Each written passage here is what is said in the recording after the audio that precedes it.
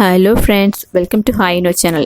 இன்றைக்கி நம்ம இந்த வீடியோவில் கொஞ்சம் வித்தியாசமான டேஸ்ட்டில் இட்லி பொடி தாங்க எப்படி செய்யுதுன்னு பார்க்க போகிறோம். யூஸ்வலாக செய்கிற இட்லி பொடி இல்லாமல் இது கொஞ்சம் டிஃப்ரெண்ட்டான டேஸ்ட்டில் ரொம்பவும் டேஸ்டியான ஒரு ஹெல்த்தியான ஒரு இட்லி பொடின்னு கூட சொல்லலாம். இது இன்றைக்கி வந்துட்டு நான் எள்ளு யூஸ் பண்ணி தான் இந்த இட்லி பொடி பண்ணியிருக்கேன். எள்ளு மட்டும் இல்லை, இதோட வந்துட்டு கருவேப்பிலையும் சேர்த்து செஞ்சுருக்கேன். கொஞ்சம் டிஃப்ரெண்ட்டான டேஸ்ட்டில் ரொம்பவே சூப்பராக இருக்கும். இது இட்லி தோசையோட மட்டும் இல்லாமல் சாதத்தோடையும் நீங்கள் சேர்த்து சாப்பிடும்போது ரொம்ப டேஸ்டியாக இருக்கும். இது 2 in 1 அப்படின்னு சொல்லலாம் அந்த பொடி. சரி வாங்க ஃப்ரெண்ட்ஸ், அந்த இட்லி பொடி எப்படி செய்யுதுன்னு பார்க்கலாம். அதுக்கு என்னென்ன பொருள் தேவை அப்படிங்கிறத பார்த்துருவோம். ஃபஸ்ட்டு இது வந்துட்டு இன்றைக்கி 200 கிராம் அளவுக்கு கருப்பு உளுந்து எடுத்துக்கோங்க. சப்போஸ் உங்களுக்கு அது கிடைக்கல அப்படின்னா நீங்கள் வெள்ளை உளுந்து யூஸ் பண்ணிக்கலாம். கருப்பு உளுந்து போட்டிங்கன்னா அது டேஸ்ட் ரொம்பவே நல்லாயிருக்கும். இதோட இன்றைக்கி வந்துட்டு கருவேப்பிலை நான் ஒரு கப் அளவு எடுத்திருக்கேன். இது வந்துட்டு வீட்டில் நம்ம அடிக்கடி நிறைய வாங்குவோம் கருவேப்பிலை. அது வேஸ்ட் ஆகாமல் இருக்க நல்லா கழுவிட்டு துணியில் போட்டுட்டு நம்ம நிழல்லே உலர்த்தி வச்சிருக்கேன். இதோட வந்துட்டு கடலைப்பருப்பு வந்து நான் கம்மியாக சேர்த்துருக்கேன். 50 கிராம் அளவுக்கு கடலைப்பருப்பு. எள்ளு வந்துட்டு 100 கிராம் அளவுக்கு எள்ளு. இதை நல்லா க்ளீன் பண்ணி வச்சிருக்கேங்க. தூசுலாம் இல்லாமல் கல்லுலாம் இல்லாமல் க்ளீன் பண்ணி தான் எடுத்து வச்சிருக்கேன். இதோட வந்துட்டு காரத்துக்கு வந்து காஞ்ச மிளகாய், பூண்டு ஒரு 6-7 பல்லு பூண்டு. காரத்துக்கு தகுந்த மாதிரி நீங்கள் எக்ஸ்ட்ரா மிளகாய் ஆட் பண்ணிக்கலாம். கொஞ்சமாக பெருங்காய பொடி. இவ்வளோதாங்க இந்த இட்லி பொடி செய்யறதுக்கு தேவையான ஒரு பொருள் இது. இப்போ நம்ம எல்லாத்தையுமே எண்ணெய்லாம் சேர்க்காம ட்ரை ரோஸ்ட் தான் பண்ண போகிறோம். நான் ஃபர்ஸ்ட் கடலைப்பருப்பு எடுத்துக்கிறேன். கடலைப்பருப்பை எண்ணெய்லாம் விடாமல் அப்படியே நம்ம அந்த கலர் மாறுற வரைக்கும் வறுத்துக்கலாம். இப்போ பாருங்கள், லைட்டாக கலர் மாற ஆரம்பிச்சிருச்சு. கடலைப்பருப்பு நல்லா வறுப்பட்டுடுச்சு. இதை வேற ஒரு பிளேட்டில் நம்ம மாற்றிக்கலாம். அடுத்தது வந்து நான் எடுத்து வச்சிருந்த கருப்பு உளுந்து, அதையும் வந்துட்டு எண்ணெய் விடாமல் அதையும் நல்லா ட்ரை ரோஸ்ட் பண்ணிக்கலாம். உளுந்து வந்துட்டு நல்லா வறுபடும் போது பார்த்தீங்க அப்படின்னா அதனுடைய வாசனை ரொம்ப நல்லா இருக்கும். அந்த ஸ்டேஜ் வரும்போது நம்ம ஸ்டவ் ஆஃப் பண்ணிக்கலாம். அடுப்பை வந்து மீடியம் ஃப்ளேமில் வச்சுட்டு செய்யுங்க.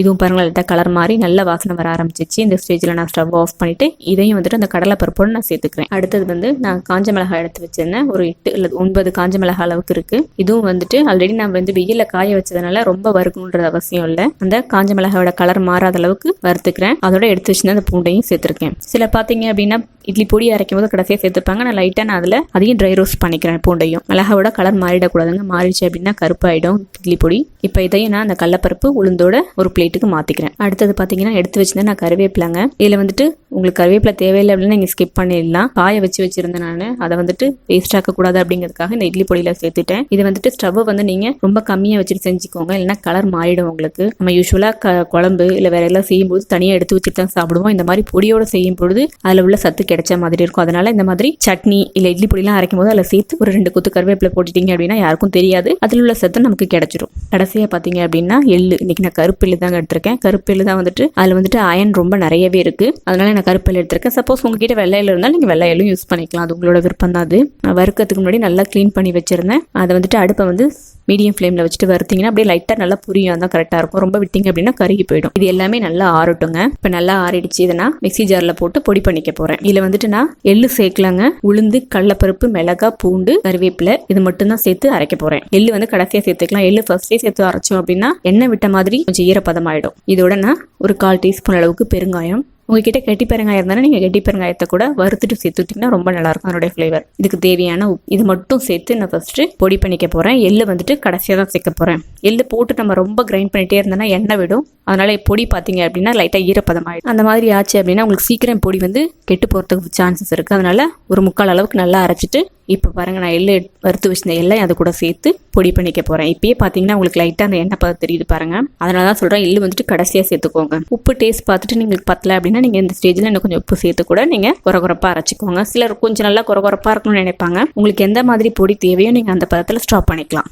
இப்போ சூப்பரான நம்மளுடைய எள்ளு பொடி ரெடி ஆயிடுச்சு. இதில் நான் எக்ஸ்ட்ராவாக வந்துட்டு கருவேப்பிலை சேர்த்துருக்கேன். உங்களுக்கு அது தேவையில்லைனீங்கன்னா அதை ஸ்கிப் பண்ணிவிட்டு மற்ற எல்லா பொருளும் சேர்த்து செஞ்சுக்கலாம். இது இட்லி தோசையோட மட்டும் இல்லை, நீங்கள் சூடான சாதத்தோட கடுகு உளுத்தம் பருப்பு போட்டு தாளிச்சிட்டு கருவேப்பிலை போட்டுட்டு நீங்கள் இந்த பொடியை தூவி கூட நம்ம எள்ளு சாத பொடி கூட சாப்பிட்லாம். அது நம்மளோட விருப்பம் தான். சூப்பரான நம்மளுடைய எள்ளு பொடி ரெடி ஆயிடுச்சு. இது வந்துட்டு நான் ரொம்ப நாள் யூஸ் பண்ண முடியாது. இந்த பொடி ஒரு 1 மந்த்துக்குள்ளே நீங்கள் யூஸ் பண்ணிவிடுங்க. எள்ளு சேர்த்ததுனால லைட்டாக அந்த எண்ணெய் வந்துட்டு சிக்கு வாசனை வர்ற மாதிரி ஆகிடும். மற்றபடி சூப்பராக இருக்குங்க இந்த எள்ளு பொடி. கண்டிப்பாக அவங்க வீட்டில் ட்ரை பண்ணி பாருங்கள் ஃப்ரெண்ட்ஸ். எப்படி இருந்தது அப்படிங்கிறத மறக்காமல் அவங்களுடைய கமெண்ட்ஸ் எனக்கு கமெண்ட் பண்ணுங்கள். இந்த வீடியோ பிடிச்சிருந்தது அப்படின்னா லைக் பண்ணுங்கள், ஷேர் பண்ண மறந்துடாதீங்க. Hi-Inno சேனலை ஃபஸ்ட் டைம் பார்க்குறீங்க அப்படின்னா சப்ஸ்கிரைப் பண்ணிக்கோங்க. மறக்காமல் பக்கத்தில் இருக்கிற பெல் பட்டனை ப்ரெஸ் பண்ணிக்கோங்க. இன்னொரு ரெசிபியோட உங்களை நான் மீட் பண்ணுறேன். Thank you friends.